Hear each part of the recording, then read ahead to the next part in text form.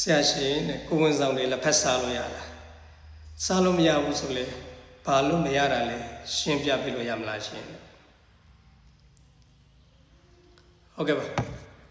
ဒီနေ့မှာကိုဝန်ဆောင်တွေလက်ဖက်စားလို့ရမရဆိုတာထက်လက်ဖက်စားရင်ဘာတွေဖြစ်နိုင်လဲဆိုတာကို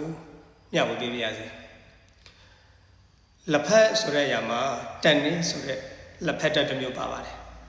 အဲ့ဒီလက်ဖက်တက်ကကျွန်တော်တို့နေ့စဉ်စားလိုက်တဲ့အစားအစာတွေမှာပါလာတဲ့တန်တက်နဲ့ပေါင်းသွားလို့ရှိရင်အစာရည်နဲ့ဥလန်ကြောင်ကနေပြီးတော့အဲ့ဒီတန်တက်ကိုမဆုပ်ယူနိုင်တော့ပါဘူးတန်တက်ရှုတဲ့ပြဿနာနဲ့ရင်ဆိုင်ရနိုင်ပါတယ်တန်တက်ကကျွန်တော်တို့ခန္ဓာကိုယ်မှာမရှိမဖြစ်လိုအပ်တဲ့ပစ္စည်းတစ်ခုဖြစ်ပါတယ်ကျွန်တော်တို့ခန္ဓာကိုယ်ကသွေးအားဖွဲ့စည်းမှုနေရာမှာတန်တက်ကမရှိမဖြစ်လိုအပ်တဲ့ကုန်ကျန်းပစ္စည်းဖြစ်ပါတယ်တန်တက်ရှိမှကျွန်တော်တို့သွေးအားကောင်းပါပါဒီနေရာမှာကိုယ်ဆောင်မျိုးသမီးအတွက်ပဲဦးစားပေးပြောကြည့်ပါမယ်ကိုယ်ဆောင်မျိုးသမီးတွေတန်တက်ရွှတ်တေးလို့သွေးအားနေကြလို့ရှိရင်သွေးအားနေခြင်းရဲ့နောက်ဆက်တွဲအနေနဲ့နှလုံးရောဂါရနိုင်ပါတယ်မိုးလာမယ်မိုးဟိုက်လာမယ်ပင်ပန်းလာမယ်ကလေးမွေးရဖွာရခက်လာမယ်ဒါတွေဖြစ်လာနိုင်ပါတယ်နောက်တစ်ခုကကလေးဘက်ကိုတွားကြည့်အောင်ပါ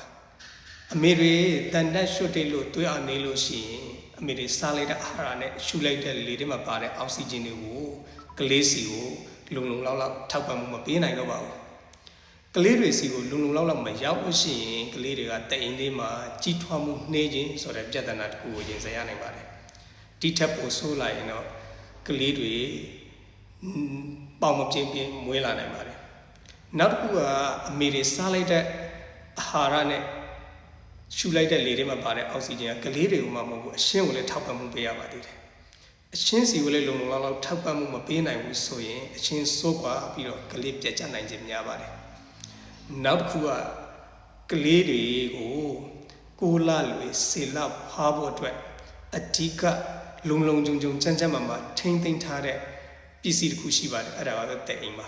ကိုဝန်ဆောင်စဉ်ကာလမှာတိုင်ရခန့်ကဏ္ဍကတော်တော်အရေးကြီးပါတယ်အဲ့ဒီအိမ်ရဲ့တာဝန်တွေကိုပုံမှန်လှုပ်ဆောင်နိုင်ဖို့အတွက်အမေကတွေ့ရကောင်းမှဖြစ်မှာပါ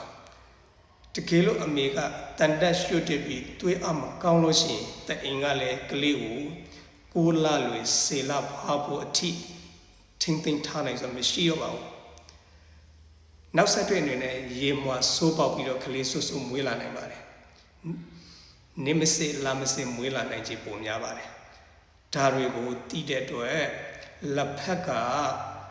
ကိုဝန်ဆောင်မျိုးသမီးတွေမှာမစားတဲ့အစားအစာတွေမှာပါပါတယ်အဲ့ဒါကြောင့်လက်ဖက်ကတော့မစားသင့်ဘူးလို့ပဲပြောပြရစီအဆင်ပြေပါစေကျေးဇူးတင်ပါတယ်